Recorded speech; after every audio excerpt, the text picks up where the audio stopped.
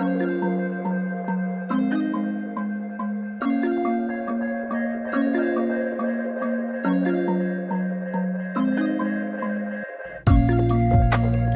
everyone, welcome to Answer Outdoors. I'm Justin Hunnell, and thank you for allowing me to fuel your outdoor passion. Hey, welcome back Answer Outdoors fans. Here we are, back down in the compound, ready to go over some more gear, some more tips, tactics, and kind of ins and outs to get you up to snuff to whatever you want to be as the very best outdoors person you can be. So today what I'm going to go over is, again, a system, one rod. So right now I have casting rods out in front of me.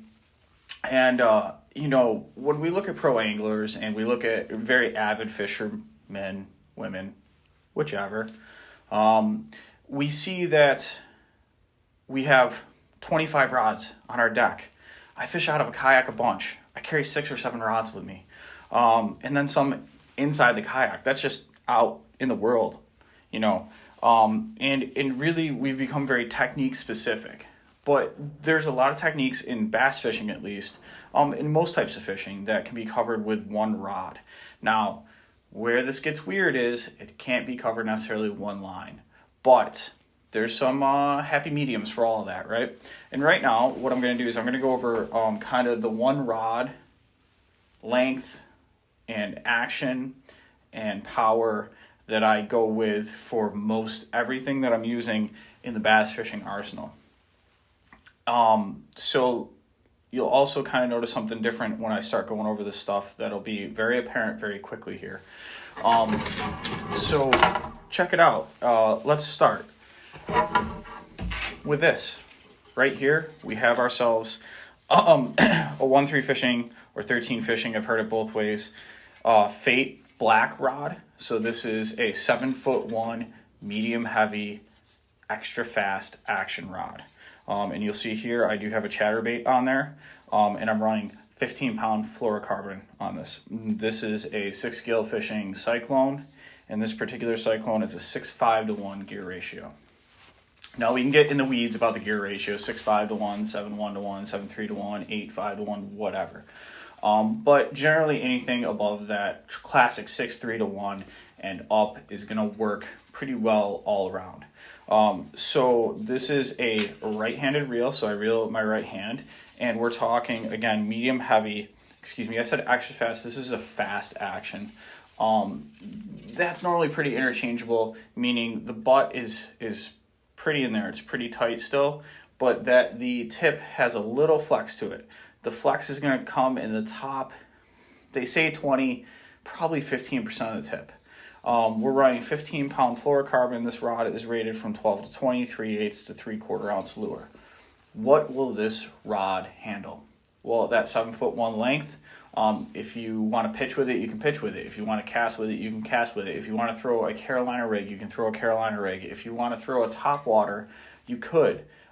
This tends to be a little longer than what I'm going to want to throw a topwater with, because I'm going to hit the water. Standing in a kayak for me, or on the bank for a lot of folks, I'm only 5'10", so a 7-foot rod tends to be my comfort level.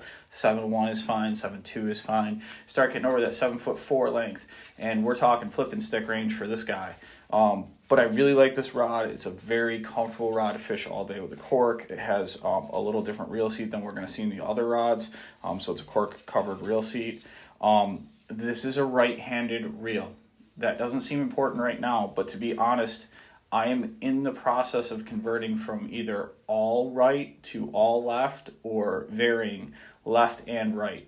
And that might become more technique specific, which would then eliminate this one rod deal, right? But let's face it, we're going to be able to do all of our fishing on a 7-foot to 7'2" medium heavy to heavy action. I do have a 7-foot heavy that I throw quite a bit for jigs, single hook presentations that I really have to drive that hook home. But right now, this is a great setup for anything you want to do. If I was going to suggest one rod for a beginning angler or a non-boater or somebody who can only tote so many sticks with them, this is the stick. It's this medium heavy. So, rod length is big. You want to be able to put leverage and move the bait to where you want it to be when you want it to be there. Casting accuracy, you start getting longer than 7 foot, too much longer, you start to lack a little accuracy. So what you'll see here is, like I said, I do have 15-pound fluorocarbon, and that's great. Not a lot of stretch. It does sink. So you're not going to want to throw a top water on fluoro. That being said, I do throw crankbaits. I would be comfortable throwing a square bill on this rod. Any moving bait, a spinnerbait is one of my creme de la cremes. I love spinnerbaits. So, you know, you can throw any of that on this setup. Next to it, this is actually number 8 blackout. These are very similar to the Fate Chrome edition. Like very similar. So I got these at Tackle Warehouse last year, or 2 years ago, 3 years ago, something like that, with a pretty good significant markdown when number 8 tackle was going away. So on this I have 40-pound Power Pro in green, and right now I have a tube on a trocar punching hook or flipping hook with, you know, ½ ounce weight on there. This was really just tossing around in the backyard. This is a 6 gill, Typhoon in 7:0 to 1 ratio. This is a left-handed reel. The rod is, again, a 7 foot medium heavy power with extra fast tip, and it's rated from 12 to 25, 3/8 to 1 1/4 ounce. So this is a bit heavier rod than that. I'm a huge fan of, you know, that setup. In the left-handed transition, I am going to run left-handed for quite a few rods that I'm throwing quick reaction strike falling baits.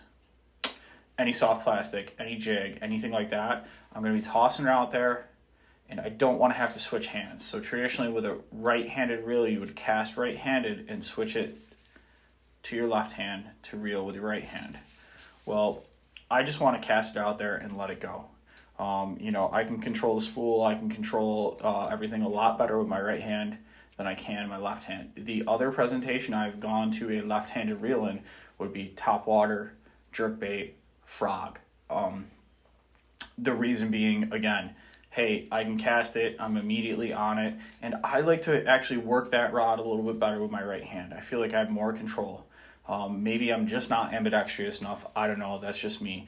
But this setup, again, 7 foot, medium heavy, extra fast or fast. I am running braid on this, like I said. I do run braid on most of my rods at this point. And the reason behind that is just that lack of stretch. I have learned to set my drag. I like the feel of braid. I like setting the hook knowing it's there. I like cutting through grass. You know, I tend to fish a lot of power fishing. My techniques where I would not run braid would be something like, again, a spinnerbait, a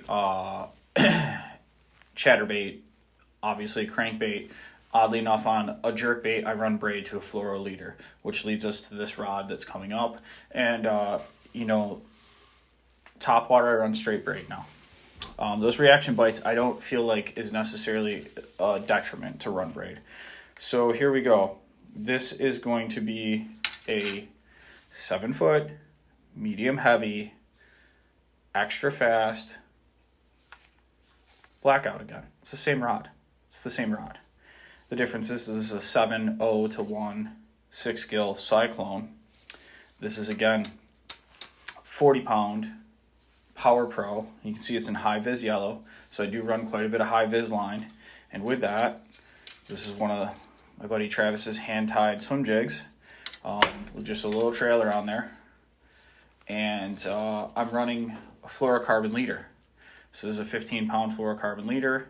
And I'm running an FG knot. You could hear part of that hit the guides on its way through. The FG knot is the knot that I use to link leader line to main line when I'm throwing braid. So a lot of times you'll be running fluorocarbon as a leader because you want low visibility.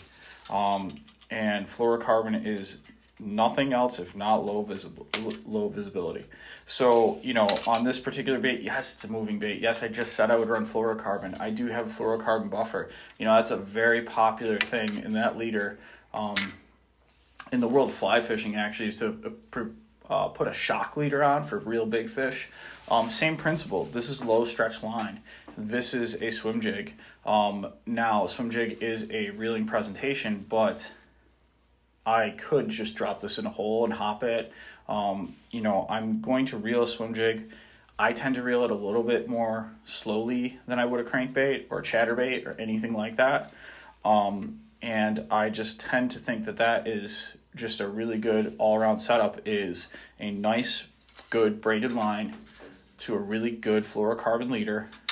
I like to run at least a 6-foot leader on this setup, just for the fact of I'm going to retie. So, you know, as far as that goes, I want a little bit to play with. The other thing is with that, I also run this setup basically exclusively on my spinning rods, obviously with lighter line. I feel like it has a really great finesse presentation feel to it. You know, I can feel everything that bait's doing. Same thing with this. You know, if I was to go into a little bit clearer water flipping situation, not punching per se, but flipping, pitching, short casts, you know, good visibility in the water, this would be a similar setup as I would run. I run high vis just so I can see that line and what it's doing. There's a lot of times I'm going to be fishing a non-moving sort of presentation, slow moving sort of presentation, and I will run the high vis line. So that is basically my rundown as far as like, hey guys, you know, you could really get it done most of bass fishing presentations with one rod. So, well, at least casting presentations. So why is it I have 3 sitting here and probably a couple more of the same idea? Well, because I don't like to retie lures and nobody else does either. So that's what you're going to find across the board for most people who fish a lot is retying lures is a pain, and you don't want to do it all the time, and you just want to be efficient. So true efficiency is bringing it down to a good system and then using that system over and over again to make something work well. So, hey, if it's a 7-foot medium heavy and it covers most of everything you're ever going to do, there's a great system. It doesn't mean you can't have 10 of them. It just means that's the one rod that works for most things. Now, I can back it off and say I have other rods that work for other things.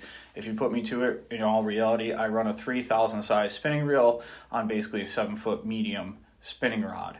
And the reason I do that is I'm comfortable with that setup. It's easy to fish all day. And man, it's a heck of a finesse presentation. And really that's what I'm using it for. So with that, you know, it's very narrow windows, but very broad in numbers.